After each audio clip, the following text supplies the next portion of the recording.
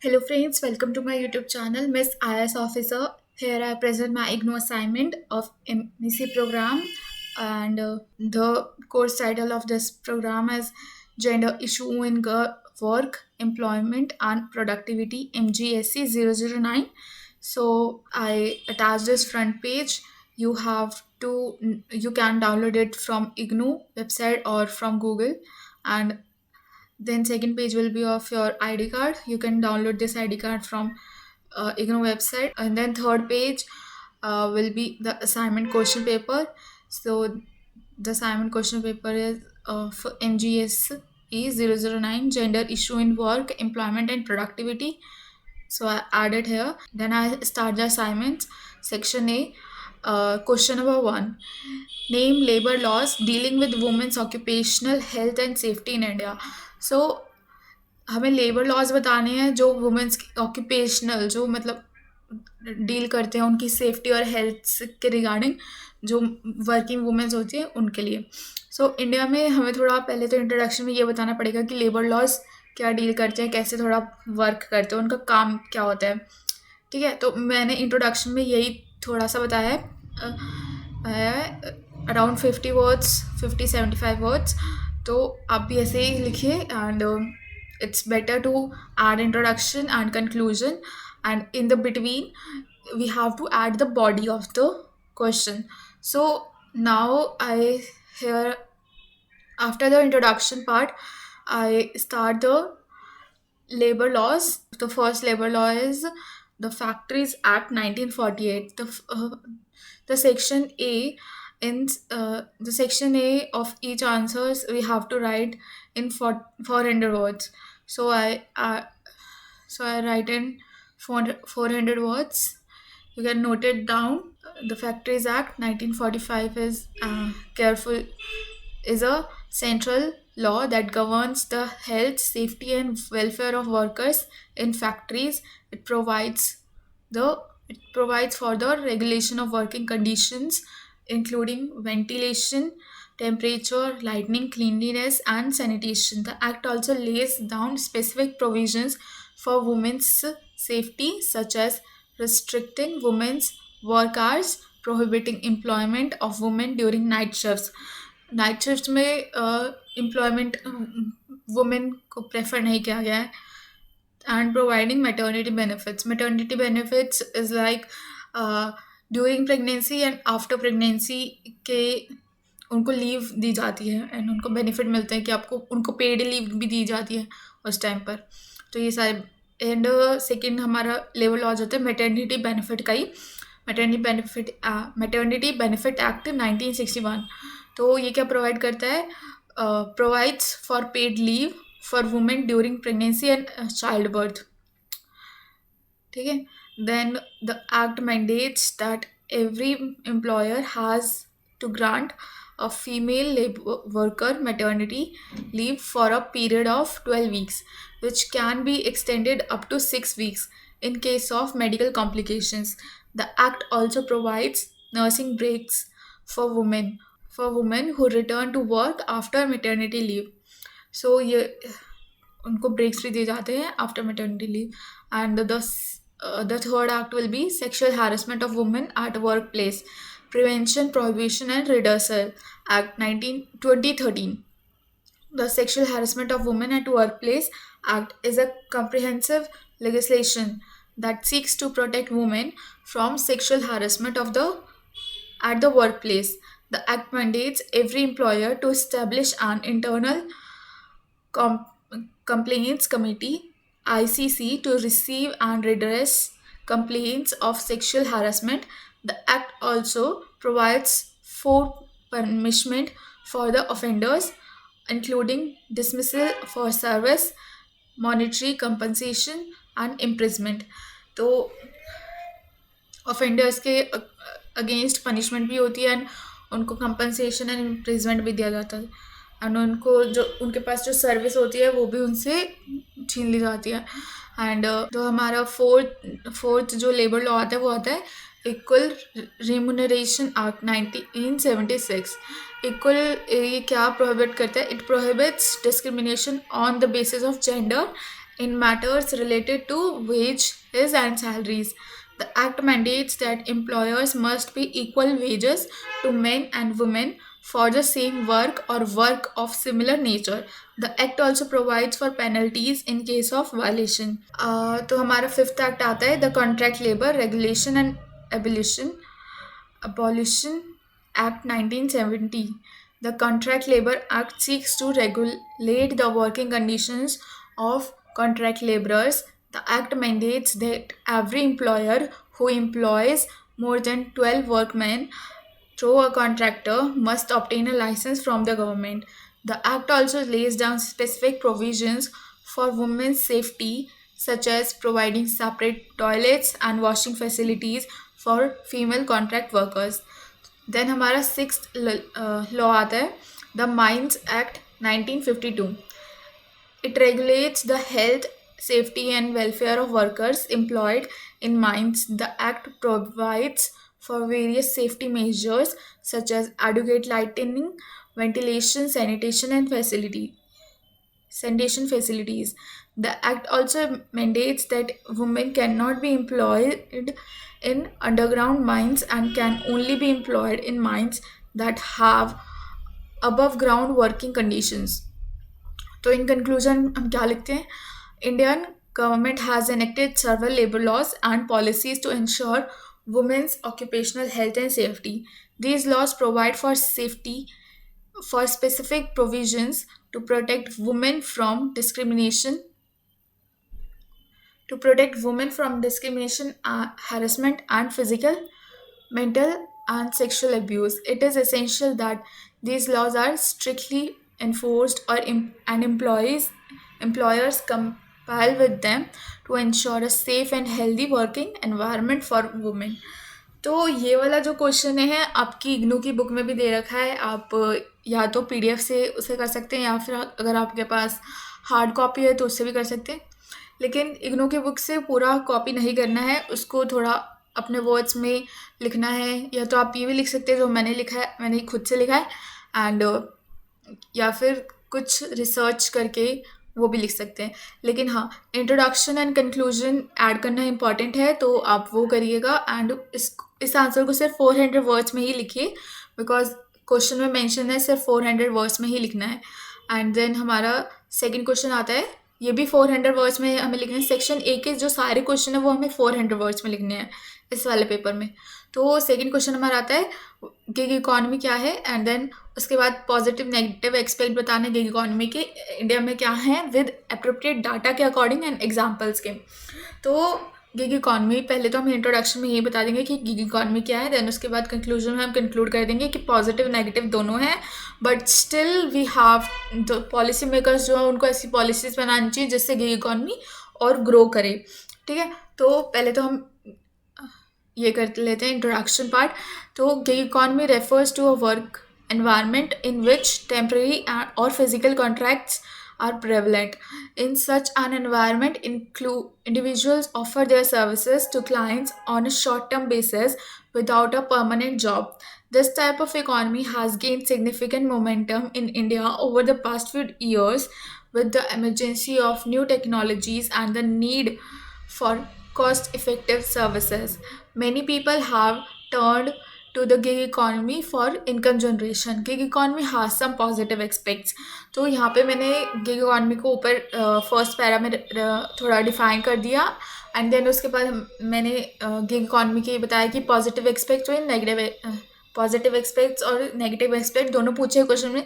तो मैंने पहले पॉजिटिव एक्सपेक्ट बताया कि फर्स्ट पॉजिटिव एक्सपेक्ट क्या है. It provides job opportunities for individual who are unable to find traditional jobs or are looking for extra income. जिनके पास ट्रेडिशनल जॉब है नहीं है वो या तो गिग इकॉनमी में जॉब अपॉर्चुनिटी उनको मिल जाती है, या फिर अगर कोई एक्स्ट्रा इनकम चाहता है, कोई स्टूडेंट है या फिर किसी के पास पहले से ही जॉब है लेकिन वो एक्स्ट्रा इनकम चाहता है, तो वो गिग इकॉनमी में आकर काम कर सकते हैं. ठीक है, तो according to a report by KPMG, the gig economy in India is expected to grow at the rate of 17 to 18% annually, and it could create around 90 million jobs. Bye 2021 तो गिग इकॉनमी सबसे ज़्यादा grow कब हुआ? During Covid period, because that time क्या हुआ था कि India में सारी जो इंडस्ट्रीज थी वो सब बंद हो चुकी थी, मैन्युफैक्चरिंग अभी एंड सर्विसेज भी। सबसे ज़्यादा उस टाइम गिग इकॉनमी ने काम किया बिकॉज बहुत सारे पीपल जो थे ऑनलाइन फूड ऑर्डर करने लगे थे, ऑनलाइन सर्विसेज उनको ज़्यादा चाहिए थी, तो इसलिए गिग इकॉनमी उस टाइम ज़्यादा ग्रो किया। तो the gig economy has opened up avenues for people in various sectors। तो हम यहाँ पे हम एग्जांपल्स देखेंगे कि वेरियस सेक्टर्स कौन से हैं, including transportation, delivery and home services. Delivery home services तभी होगी जब आप कोई पर्सन जो है डिलीवरी करेगा, एंड ट्रांसपोर्टेशन भी है। किसी पर्सन को कहीं और से किसी जगह से कहीं और जाना है, like Ola and Uber for instance. Companies like Ola and Uber, Zomato, Swiggy वगैरह जो है, ये सारे जो एप्स हैं वो गिग इकॉनमी में जॉब अपॉर्चुनिटीज़ क्रिएट करते हैं। तो have created employment opportunities for millions of people in India. Second, the gig economy offers flexibility of workers. उन्हें फ्लेक्सिबिलिटी प्रोवाइड होती है कि वो किसी भी टाइम काम कर सकते हैं, वो अपने अकॉर्डिंग चूज़ कर सकते हैं कि उनको वर्क कब करना है, कब नहीं करना है। ठीक है, तो ये उनके पास एक फ्लेक्सिबिलिटी होती है, उनके पास एक अच्छा टाइम होता है। Then gig workers can choose the type of work they want to do, how long they want to do, and where they want to do, how long they want to work from, and वो कितने वो क्या काम करना चाहते हैं, कितनी देर के लिए करना चाहते हैं, कहाँ से कहाँ तक के लिए करना चाहते हैं, वो सब चूज़ कर सकते हैं। And then this facility is specially important for those who have personal और फैमिली रिस्पॉन्सिबिलिटीज़। जो फ्लेक्सिबिलिटी है वो इम्पॉर्टेंट है उन पीपल के लिए जिनके पास पर्सनल और फैमिली रिस्पॉन्सिबिलिटी बहुत ज़्यादा है। Moreover gig workers have the opportunity to work with multiple clients. उनके पास मल्टीपल क्लाइंट्स होते हैं, वो बहुत ज़्यादा क्लाइंट के साथ काम कर सकते हैं, जिससे उनकी इनकम जो है वो ज़्यादा होती है generate, which helps them acquire new skills and gain diverse work experience। उन्हें बहुत ज़्यादा वर्क एक्सपीरियंस होता है और उन्हें न्यू स्किल्स सीखने को मिलते हैं। However, the gig economy has also some negative aspects. One of the main concern is the lack of job security। Negative expect ये है कि उनके पास जॉब सिक्योरिटी नहीं होती है। Gig workers are not entitled to employment benefits such as insurance, paid leave and pension. Furthermore, gig workers are not protected by labor laws, which leaves them vulnerable to exploitation. According to a survey by the Center for Monitoring Indian Economy, the average monthly income of gig workers in India is 14,000 rupees, which is significantly lower than the minimum wage in many states. Another issue with the gig economy is the lack of regulation. Unlike traditional jobs, the gig economy is largely unregulated, which has led to instances of fraud and deception. For example, there have been reports of fake job postings and employers who do not pay their gig workers. Makeover, the gig economy has also led to increased competition, which can lead to lower wages for workers। तो ये वाला 400 words में लिखना है, इसलिए मैंने इसे यहीं कंक्लूड कर दिया है। कंक्लूजन में हमने लिखा है gig economy has both sides, positive and negative. While it has created new job opportunities and provide flexibility to workers, it has also raised concern about the job security, exploitation, and regulation. The gig economy continues to grow. It is essential for policymakers to develop a regulatory framework that protect the rights of gig workers and ensure fair competition। तो हमें यहाँ पे जो है जो workers के rights हैं उन्हें प्रोटेक्ट करना है एंड उनको फेयर कंपटीशन प्रोवाइड हो, इसका ध्यान रखना है। तो मैंने इसी पे कंक्लूड कर दिया इस आंसर को। एंड देन हमारा थर्ड क्वेश्चन आता है, explain dual labour market model और अप्रोचेस विद सुटेबल एग्जाम्पल। तो हमें यहाँ पे एग्जाम्पल देना है एंड उसको एक्सप्लेन करना है मॉडल को। दो हमारा dual labour market model is a theory that explains the existence of two distinct labor market, one for primary or core workers and another for secondary or peripheral workers. The primary labor market is characterized by stable, high paying jobs with benefits and opportunities for advancement, while the secondary labor market comprises low paid, insecure, and often temporary jobs. This model has been used to understand labor market dynamics in many countries, including the United States, Japan, and Europe. One of the main features of the dual labor market model is the segmentation of the labor market into two distinct segments. The primary segment is composed of jobs that require high levels of education, skills, and experience. These jobs are typically found in industries such as finance, law, medicine, and engineering. The secondary segment, on the other hand, consists of low skilled and low paid jobs that require low education, that require little education or experience. These jobs are typically found in industries such as retail, hospitality, and construction. तो secondary वाली जो jobs हैं वो वहाँ पे retail hospitality and construction. यहाँ पे जो हॉस्पिटैलिटी है वो सिर्फ नर्सिंग एंड वार्ड तक की लिमिटेड है, because doctors are counted in primary segment. And the primary labor market is characterized by stable long-term employment relationships with higher wages, better benefits, and greater job security. Workers in this segment often have access to training and career development opportunities, and their jobs are more likely to be protected by employment laws and regulations. They may also have the option to unionize or engage in collective bargaining, which can help them negotiate better wages and benefits. In contrast, the secondary labor market is characterized by unstable, temporary, and low paying jobs with few benefits and little job security. Workers in this segment are often employed in part time or temporary positions, and they may have to work multiple jobs to make meet. They may also lack access to training and career development opportunities, and their jobs are often unprotected by employment laws and regulations. In addition, workers in this segment are less likely to unionize or engage in collective bargaining due to the nature of their employment. The dual labor market model is often used to explain why certain groups of workers, such as women, minorities, and immigrants, are overrepresented in the secondary labor market. For example, women may be more likely to work part time or temporary jobs due to caregiving responsibilities or discrimination in hiring and promotion. Similarly, immigrants and minorities may face language and cultural barriers that limit their access to higher paying jobs.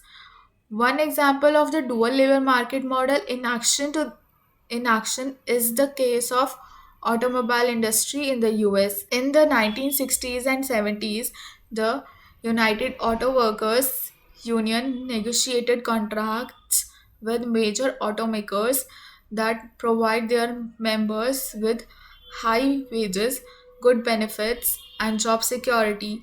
These workers were considered part of the primary labor market, and their jobs were protected by employment laws and regulations. In conclusion यहाँ पे मैंने conclude कर दिया थोड़ा dual labour market के बारे में बता के. तो 400 वर्ड्स में लिखना था इसलिए मैंने यहीं कर दिया. अगर ये 700 वर्ड्स का होता क्वेश्चन तो मैं थोड़ा ज़्यादा इसको एक्सप्लेन करती, बट 400 का है तो यहीं पे कंक्लूड करना है. And dual labor market model suggests that labor market can be segmented into two distinct segments: primary labor market, secondary labor market. Primary labor market consists of high skill, high paying jobs with good benefits and job security, while secondary labor market consists of low skill, low paying jobs with little to no job security or opportunities for advancement. This model has been used to explain the persistence of income inequality and poverty in many countries, as well as the disproportionate representation of certain social groups in the secondary labor market.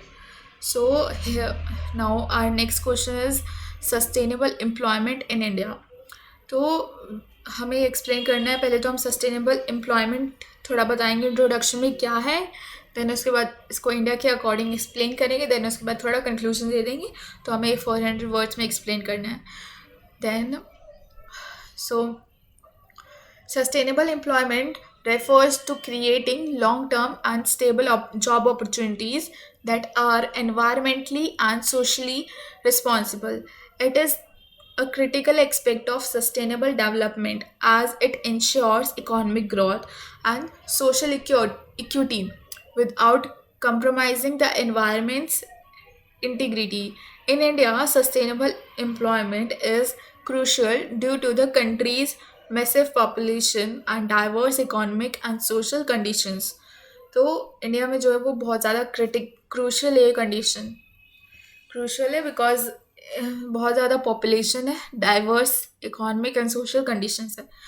And India has made significant strides in promoting sustainable employment over the past few decades.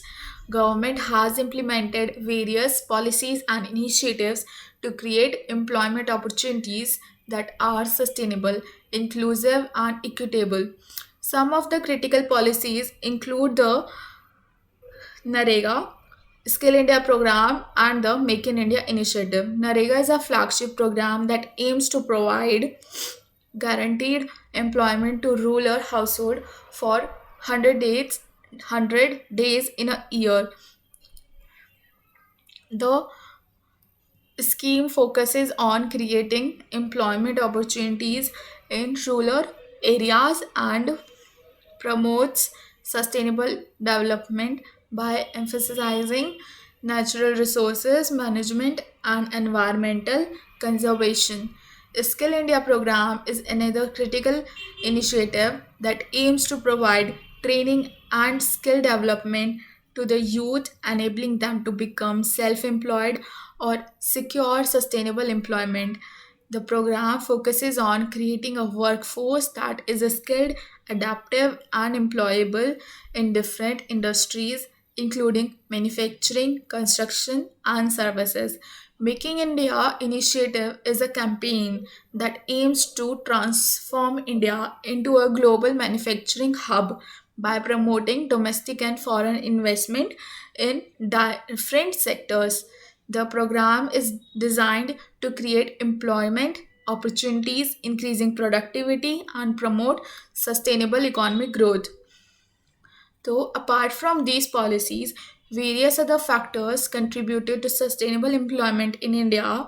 For instance, the country's favorable demographic profile with a young and growing population creates a vast pool of human resources, enabling sustainable employment opportunities. Additionally, India's diverse economic sectors, including agriculture, manufacturing, services, and technology, provide a wide range of employment opportunities, promoting sustainable development. Despite these factors, India still faces significant challenges in promoting sustainable employment. One of the primary challenges is the informal sector's dominance, which accounts for over 80% of the country's employment. The informal sector lacks regulation and often lacks job security and social protection, making it challenging to achieve sustainable employment. Another challenge is the skill mismatch. तो skill जो है mismatch होते हैं where the skills of the workforce do not match the requirement of the industry, leading to high unemployment rates, जिसकी वजह से high unemployment rate हो जाता है. India, that India education system also needs to focus more on vocational training and skill development to meet industry demand. In conclusion, sustainable employment is crucial for India's sustainable development and economic growth. The government has implemented various policies and initiatives to promote sustainable employment, but significant challenges remain. Addressing these challenges requires a comprehensive approach that involves the government, private sector, and civil society, emphasizing skill development, social protection, and environmental sustainability. So our next question will be section here. Start section B. So in section B, we have to write only two questions. So I write question one and two, and each question we have to write in 1,000 words. So I write so much in this section. So our first question is, despite describe economic status, private property and participation of women in pre-industrial and industrial societies with examples. तो हम पहले question को समझते हैं, थोड़ा difficult लग रहा होगा स्टार्टिंग में, बट इसमें हमें बताना है इकोनॉमिक स्टेटस वुमेन का, प्राइवेट प्रॉपर्टी वुमेन जो ओन कर सके, private property of women, participation of women. अब कौन कौन से पीरियड में बताना है, हमें तीन चीज़ें बतानी है दो पीरियड में, pre industrial and industrial society. दो पीरियड है, pre industrial and industrial society. तो मैंने इस क्वेश्चन को पहले तो थोड़ा इंट्रोडक्शन दिया, देन उसके बाद प्री इंडस्ट्रियल मैंने सोसाइटी डाली, सोसाइटी की हेडिंग दी, देन उसके बाद मैंने इकोनॉमिक स्टेटस ऑफ वुमेन बताया, फिर उसके बाद प्राइवेट प्रॉपर्टी ऑफ वुमेन बताया, then participation of women in pre industrial society कि उनका पार्टिसिपेशन क्या था वुमेन का, ये बताया। तो ये आंसर जो है वो 20 मार्क्स का है, तो आपको ये सब ध्यान रखना पड़ेगा। तो मैं यहाँ पे स्टार्ट करी answer. The status of women in pre industrial and industrial societies was drastically different from today's time. Women were often subjected to oppression, discrimination, and restriction on their economic social participation. The economic status of women has evolved significantly over the years, but it is still a work in progress. Women have had to fight hard for their economic rights and have only recently gained some measures of economic freedom. Historically, women were not allowed to own property, which meant that they had no financial independence. However, this has changed over time However, this has changed over time, and women are now able to own property, invest in businesses, and participate fully in industrial societies. तो यहाँ पे मैंने थोड़ा और add किया introduction में। Now here I will describe the economic status of women, private property of women, and participation and their participation in pre-industrial and industrial societies with examples। तो यहाँ पे मैंने बता देखी कि मैं क्या डिस्क्राइब करने वाली हूँ इस आंसर के अंदर, सब कुछ economic status of women, private property of women, उनका participation pre industrial and industrial societies में, जो मैं एग्जाम्पल्स के साथ दूंगी। एंड तो यहाँ पे प्री इंडस्ट्रियल सोसाइटीज़ आती हैं। Economic status of women in pre industrial societies. In pre-industrial societies, women were often economically dependent on their male family members, and their role was primarily confined to domestic work. They were not allowed to own property or engage in economic activities outside their households. Economic activities यहाँ पे कौन सी आती है, production, consumption, या consumption में वो include थी but production में वो नहीं थी, वो उनको कोई प्रोडक्शन करने की फ्रीडम नहीं थी। However, there were some exceptions to this rule, and some societies allowed women to inherit and own property. For example, in ancient Egypt, women could inherit property from their fathers or husbands, and they could engage in trade and business activities. Similarly, in ancient Greece, women were not allowed to own property, but they could inherit and manage property if they had no male heirs. In contrast, in ancient Rome, women were not allowed to inherit property and their economic participation was limited to domestic work. However, some wealthy Roman women could influence their husbands' business activities and engage in philanthropic activities. So, the private property of women in pre industrial societies.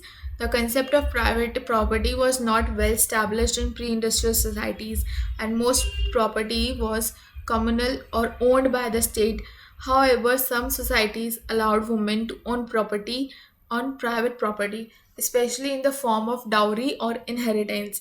For example, in medieval Europe, women could inherit property from their fathers or husbands, and their dowry was considered their private property. Similarly, in Islamic societies, women were allowed to own property and engage in business activities, although their rights were restricted compared to men. However, the ownership of private property did not necessarily give women economic independence or power. Often, men controlled women's property and used it to reinforce their own economic and social status. Participation of women in pre industrial societies. Women's participation in economic and social activities was restricted in in pre-industrial societies. They were often confined to domestic work and had limited opportunities for education and training. However, some women were able to break free from their constraints and participate in various activities. For example, in medieval Europe, some women became skilled artisans and merchants and were able to earn a living. Similarly, in ancient Egypt, women could participate in trade and business activities and even hold high ranking positions in the government. However, these examples were rare, and most women were excluded from economic and social participation. Women's participation in pre industrial societies was also often subject to social and cultural restrictions. For example, in some societies, women were not allowed to appear in public without a male guardian or wear certain types of clothes. Industrial societies की अब यहाँ पे बात करेंगे. Then private property of women in industrial societies. In many traditional societies, women were not allowed to own property. Instead, property was usually passed down from father to son, with daughters being excluded. This means that women had no financial independence and were completely dependent on their husbands or fathers.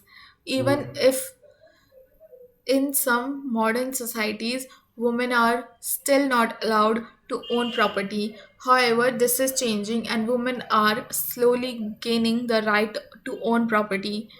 For example, in Saudi Arabia, women were not allowed to own property until 2019. However, a new law was passed that allows women to own property without the need for a male guardian. This has been a significant step forward for women's economic rights in the country. Participation of women in industrial societies. उनका participation क्या था women का, अभी हम ये बात करेंगे. Women's participation in industrial societies has also changed significantly over time. In the past, women were excluded to stay at home and take care of households, while women were expected to, in the past, women were expected to stay at home and take care of household, while men were men worked in factories and offices. However, this has changed and women now participate fully in the workforce. For example, in the United States, women now make up almost half of the workforce. Women have made women have made significant strides in industries that were traditionally male dominated, such as engineering, finance, and technology. However, there is still a gender pay gap with women earning less than men for doing the same job. This is a significant barrier to women's economic empowerment and is an issue that needs to be addressed. Economic status of women in industrial societies. Women's economic status has also improved over time. Women are now more likely to have access to education and job opportunities. This has helped to improve their economic standing, and many women are now able to support themselves and their families. For example, in Japan, women's economic status has improved significantly over the past few decades. In the 1980s, women were not expected to work, and those who did were often regu- relegated to low paying jobs. However, this has changed, and women now make up almost half of the workforce. This has been due to a combination of factors, including in government policies to encourage women to work, changing social attitudes towards working women, and increased access to education. However, despite these improvements, women still face significant barriers to economic empowerment. For example, women are more likely to work in part time or low paying jobs, which limits their ability to save and invest. Women are also more likely to take time of work to care for children or elderly relatives, which can impact their career prospects. In conclusion, the economic status of women has improved significantly over time, but there is still a long way to go. Women have had to fight hard for their economic rights, and they still face significant barriers to economic empowerment. However, there are examples of progress, such as women being able to own property and participation fully in the workforce. It is important to continue to work towards gender equality, both for moral reasons and for the economic benefits that came with the more equal society. So, our next question will be the shadow employment question. Define, our, this question is: define shadow employment, analyze recent development in shadow employment with suitable examples in India. Shadow employment, also known as informal or unorganized employment, is a type of employment that is not recognized or regulated by the government. It is characterized by low wages, poor working conditions, and limited job security. Shadow employment refers to work that is not regulated or protected by labor laws and does not provide social security benefits such as health insurance, retirement plans. Shadow employment is prevalent in developing countries like India, where a large number of people work in informal sector. According to India's CSO, Central Statistical Office, in India, it's estimated that almost 90% of the workforce is engaged in the informal sector, and 53% of the entire Indian economy are considered informal. Major sectors like agriculture 97% informal, construction 75% informal, and trade repairing and foundation 87% informal, almost completely rely on informal contracts and payments. Shadow workers or informal workers are those workers who are employed in informal unorganized sector. informal को हम unorganized भी बोलते हैं, informal और unorganized sector, and those who are employed in formal organised sector. यहाँ पे सिर्फ formal organise sector में जो लोग कंस्ट्रक्शन में हैं सिर्फ वही आते हैं, बिकॉज कंस्ट्रक्शन एक ऐसा सेक्टर है जो ऑर्गेनाइज्ड है, बट जो उसके वर्कर्स हैं वो इनफॉर्मल हैं. इनफॉर्मल वर्कर्स हैं, बिकॉज उनको जॉब सिक्योरिटी प्रोवाइड नहीं होती, उनको इंश्योरेंस नहीं होता है, उनके पास अ, उनके लो पेइंग जॉब्स होते हैं, उनके पास अच्छे स्किल्स नहीं होते इस वजह से। But the nature of employment जो है इसका इनफॉर्मल है, इसी वजह से जो कंस्ट्रक्शन सेक्टर के जो वर्कर्स होते हैं उनको शेडो वर्कर्स कहते हैं या इनफॉर्मल वर्कर्स के कहते हैं।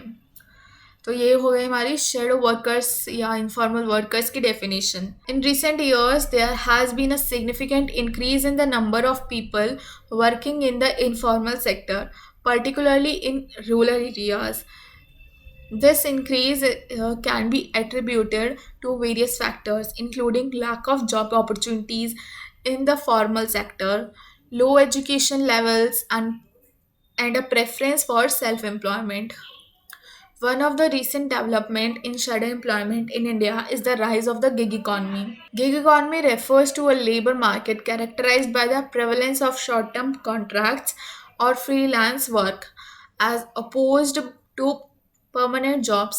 The gig economy has seen tremendous growth in India with the rise of platforms like Ola, Uber, Swiggy, Zomato. While this has created new employment opportunities, many of these jobs falls under the category of shadow employment as the workers are not entitled to benefits or protection under labor laws. The gig economy has emerged as a popular alternative to traditional employment in recent years, especially among young people. For example, uh, examples of gig economy jobs in India include food delivery, ride hailing, and freelance writing.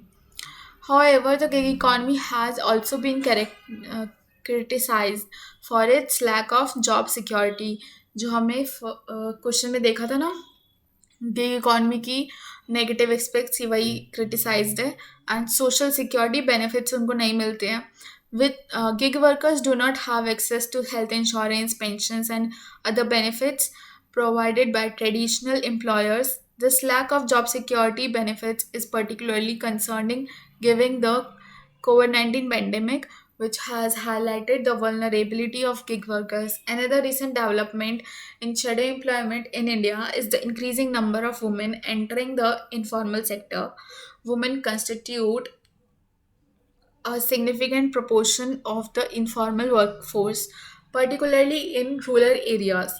Many women work in the formal sector as domestic workers, street vendors, or agricultural laborers. Women working in the informal sector face numerous challenges, including low wages, lack of job security, and discrimination. For example, the COVID pandemic has had a particularly severe impact on women working in the informal sector. Women are more likely to work in sectors that were heavily affected by the pandemic, such as retail and hospitality. They are also more likely to have lost their jobs or had their hours reduced. The pandemic has highlighted the need for policies that address the needs of women working in the informal sector. Another trend in the shadow employment is the growth of the informal sector, which has been fueled by India's rapid economic growth in recent years. Many small business and entrepreneurs have emerged, employing a significant number of workers in informal employment. These businesses operate outside the purview of labor laws and regulation, often paying lower wages and providing few benefits to workers. One example of shadow employment in India is the worker industry, construction industry, which employs a large number of migrant workers who often work in hazardous conditions without any social protection or labor rights. According to a report by ILO यहाँ पे है International Labour Organization. The according to the report by International Labour Organization ILO, the construction industry accounts for around 10% of India's GDP and employs around 50 million workers, many of whom work informally. Workers in the construction industry often work long hours in unsafe conditions without access to basic facilities such as sanitation or healthcare. Another recent development in shadow employment in India is the increasing use of contract labor. Contract labor refers to a situation where workers are hired for a specific period or task rather than being hired on a permanent basis. Many companies in India are relying on contract workers instead of hiring full time employees. This allows them to avoid paying benefits and complying with labor laws. Contract workers are often paid less than regular employees and have limited job security. Contract labor is prevalent in sectors such as construction, manufacturing, and services. While contract labor provides flexibility for employers, it also leaves workers vulnerable to exploitation and abuse. For example, in the construction industry, many workers are hired on a contract basis and they often work in hazardous conditions. There have been numerous instances of workers being injured and killed in on construction sites due to lack of safety measures. Contract workers in the construction industry also face wage theft and other forms of exploitation. Finally, there is also a significant amount of unregistered or illegal work in India, particularly in sectors such as construction, domestic work, and small scale manufacturing. Workers in these sectors often face working conditions, low pay, and a lack of legal protection. In conclusion, shadow employment is a significant challenge facing India's labor market. Recent development in shadow employment, such as the rise of the gig economy, rising number of women entering the informal sector, and the use of contract labor, have highlighted the need for policies that address the needs of informal workers. These policies should aim to provide social security benefits, job security, and fair wages to workers in informal sector. Only by addressing the challenges facing the informal sector can India create a more equitable and inclusive labor market. So here the end of the assignment, and I hope it will help to you. Thanks for watching the video, and please subscribe my channel, Miss IS Officer, and follow me on Instagram, Miss IS Officer. I have also add the link of my Instagram ID in the description of this video, and you can check it on my about section of my channel.